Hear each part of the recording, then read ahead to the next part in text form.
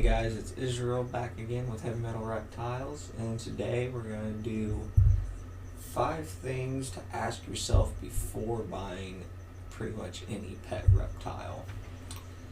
Just kind of an opinion-based thing.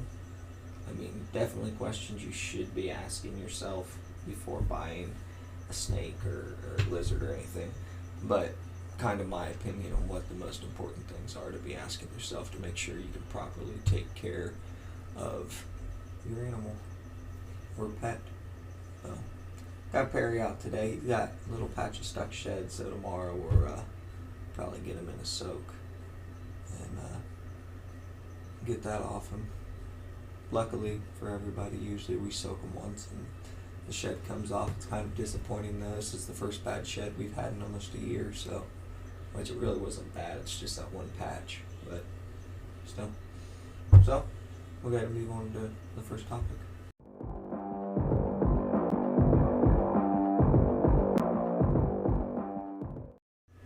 Alright, so the first and probably one of the most important questions to ask yourself before purchasing any reptile is, do you have the space? So, obviously, you don't normally buy your pet snake or your pet lizard at the adult size. So you kind of want to know how big they're going to get, and do you have the room in order to take care of them. Like for instance, I don't have the room to take care of an iguana right now or a water monitor.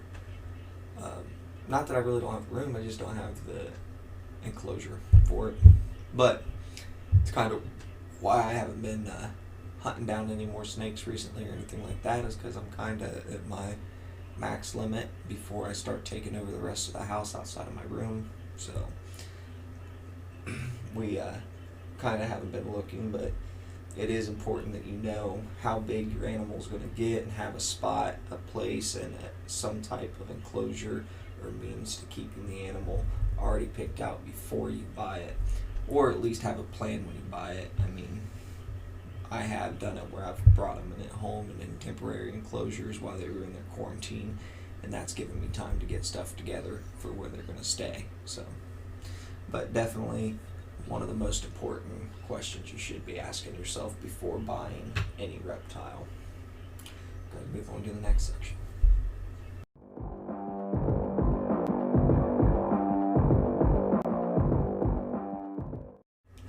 So another very important question to ask yourself before purchasing any reptile is, do you have the means, the place, or at least the knowledge to hunt down where to get their food from? So obviously ball pythons, king snakes, corn snakes, milk snakes, pretty much all your reptiles don't have a steady diet in the wild. They don't have just mice they eat or just rats they eat. So it's kind of important to have a different source of food, I feel like, when feeding your animals. Try and give them as most of a natural diet as possible. Like with these guys, I'm planning on getting some quail, button quail, to probably try and feed one to Baffin. I think I'm going to do frozen though. I'm kind of worried to do live, but just something that kind of switch up his diet a little bit. You don't have to do that, but you definitely want to have a place for rats and mice if you're going to be keeping snakes. I have an egg eater, and that was a pain to find someone to get eggs from. So it's just important that you have the means and then the resources, people to reach out to. It's always good to be on those Facebook groups and things to ask questions and find out where people in your area get their stuff. And I mean, obviously, sometimes you get something thinking it's gonna, I can find it, because like the egg-eating snake, I thought I could just pick that up at an Asian market, the eggs I needed for him, and it turned out it wasn't like that. So luckily, we actually ran into a guy right after we got him at a reptile show, and he was selling button quail eggs, which is the perfect size for our egg eater. And we met up with him a week or two later and got our boys some food. So yeah, that's pretty much it for that section. We'll go on to the next one.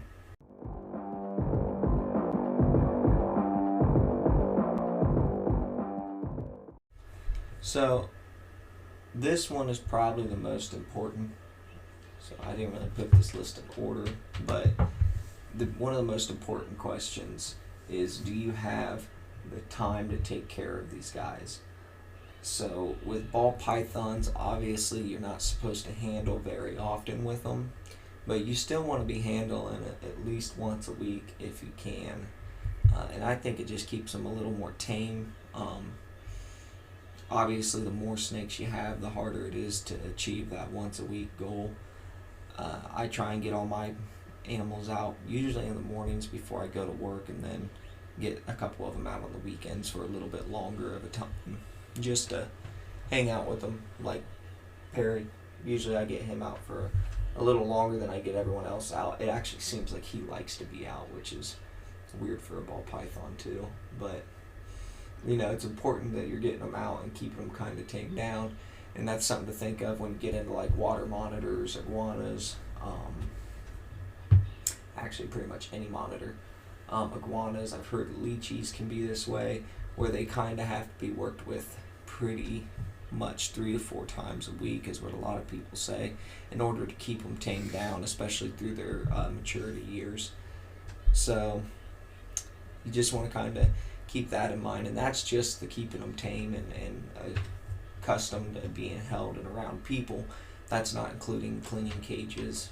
We have 13 reptiles now, so cleaning day is a very long process. Usually it starts the night before, and I start soaking substrate and getting it all put in my bins and everything, and then it's pretty much a day long thing. Taking them out, soaking them. Usually we soak when we clean cages, and so we soak the animals, and then we clean the cages all out, put new bedding in, and yeah, it takes a long time. I think last time it took me like 4 or 5 hours to do everybody, and that's if you're doing it right and really going down. I mean, spot cleaning take you about 15 to 20 minutes with all the animals I've got, but I do spot clean like 4 times a day, so I just go in and look and see if there's a mess. I clean it up, pick the urate out or whatever. So, but I mean, you don't think about it a lot when you're going to buy these guys, but it does take up quite a bit of time, even just with one, depending on what species you're getting into. So we'll go ahead and move on to the next one.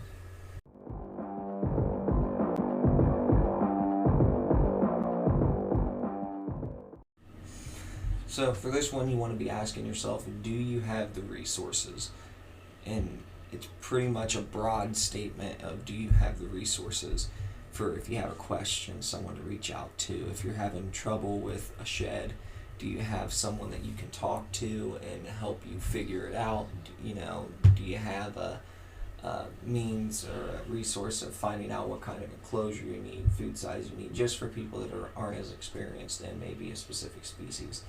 Like for me, when I started getting into different species, I started joining Facebook groups, and now I'm on a bunch of Facebook groups for species I don't even have that I want to later on keep.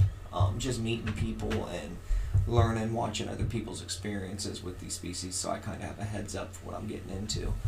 But it's good to have people that are in the hobby and you have resources to reach out, especially with, like I explained, the issues we had with Lilith, the blue tongue skink.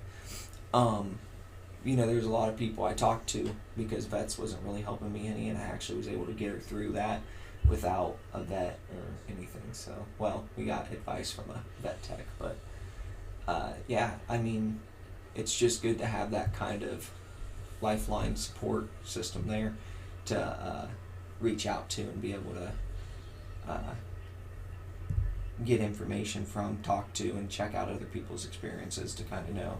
Especially with like these guys and their hunger strikes, there's a lot more you can do and things you can change and try and get them off their hunger strikes that I didn't know about when I first started keeping, and through Facebook and meeting people and resources I gathered through that. I actually was able to learn a little bit and have been successful now with getting everyone through hunger strikes at least once. Like I said, besides Black Widow, I think is the only one that has never went on a hunger strike on me yet. Firestorm just got off like a 2-week one, so which wasn't bad, but Baphomet, when I first got him, was like a month and a half, 2 months without eating, so. But yeah, we'll go ahead and move on to the last section.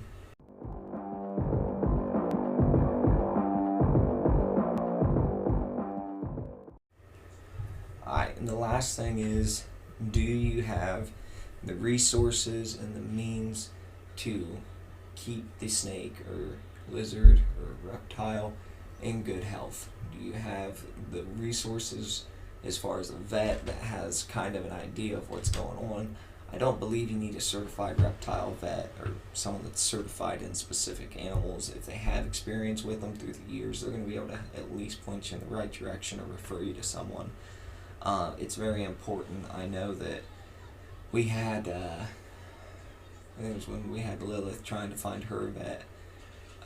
It took us a minute to find someone who even could work with blue-tongued skinks. Now we have a guy that he's actually out of Galleon here in Ohio that deals with all reptiles pretty much. He has a little bit of experience with everything. He's not board certified, but he kind of knows what he's doing.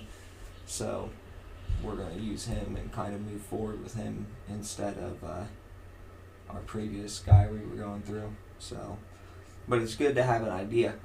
Before we found this guy, we were looking for a different one, and the only board certified vet pretty much around us is a 2-hour drive to Michigan for us.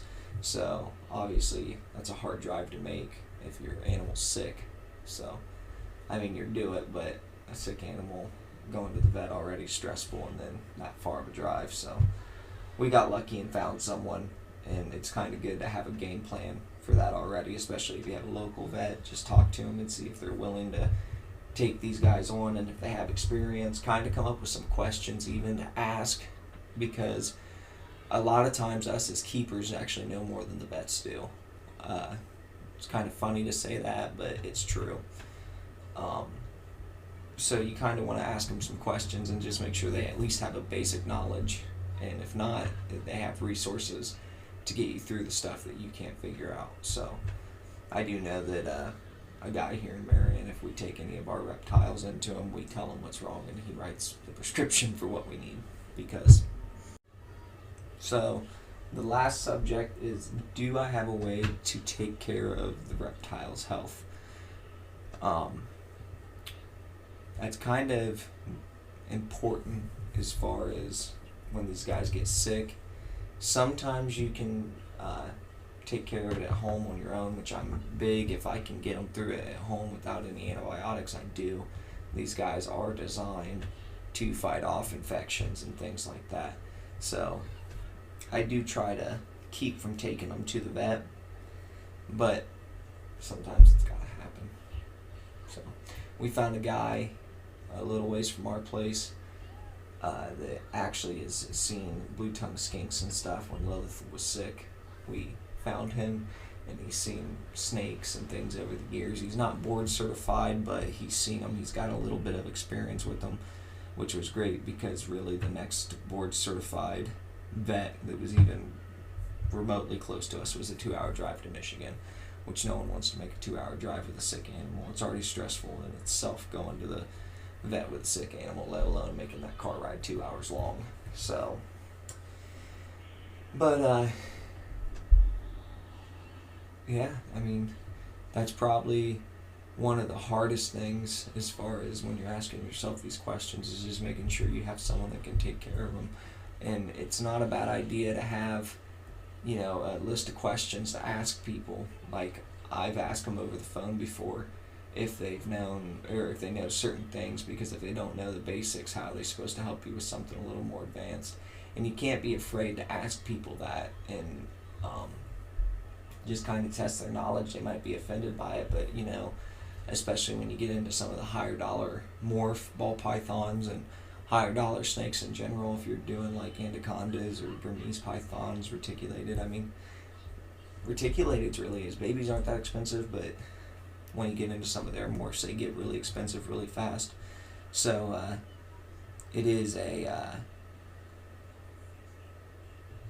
good idea to just make sure whoever you're going to take these guys to, they know what's going on. Especially even if it's just a normal ball python, you should love your snake enough to make sure that it's getting its proper treatment, or your lizard. So, but yeah, like I said, these are just my opinion and what I think you should be asking yourself before purchasing a reptile. There's obviously some more questions you can be asking yourself. This is just kind of my top 5, what I do. But yeah, like always, like and subscribe. If you got a specific video you would like us to do and certain things you'd like to learn about, leave a comment or message me on Instagram, or comment on an Instagram post and let me know. We just posted 2 not too long ago that were specific for people that ask for them. So, we'll get them done. They might be a minute or a little off kilter because of the way we record, but we'll get them out to you guys. So, Heavy Metal Reptiles on Facebook and Instagram and everything. All the links are in the description on here. So, yeah. Rock on, friends. I'll see you guys in the next video.